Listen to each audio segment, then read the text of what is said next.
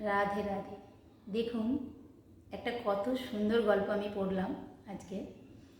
মানে ভগবান কিভাবে ভক্তকে নির্বাচন করেন দেখুন। মানে আমি আগেও বলেছি যে সন্তুষ্টি হলো ভক্তি। দেখুন, একটা কুমোরের গল্প বলছি শুনুন। একটা কুমোর, সে মাটির পাত্র তৈরি করছে, মানে চাকা ঘুরিয়ে ঘুরিয়ে যেমন মাটির পাত্র তৈরি করছে।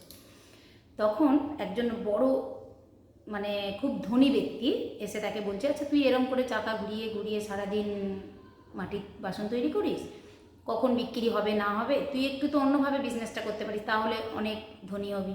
বলছে কীভাবে করবো? বলছে সব চারিদিকে প্রচার কর যে আমার এরকম জিনিসপত্র তৈরি হয়, তাহলে মার্কেটে তোর অনেক লাভ হবে, অনেক বিক্রি হবে। বলছে তারপর কি হবে? বলছে তাতে তুই একটা বড় বাড়ি করবি, অনেক ধনী হবি। বলছে তারপর কি করব? বলছে তারপর আরও টাকা পয়সা হলে অনেক চাকর বাকর রেখে এসি জীবন কাটাবি। হ্যাঁ, বলছে তারপর কি করব আমি? তখন বলছে তারপর তারপর তুই গাড়ি বাড়ি প্রচুর ধন দৌলত তোর হয়ে যাবে, তখন তুই খুব আরামসে ঘুমাতে পারবি।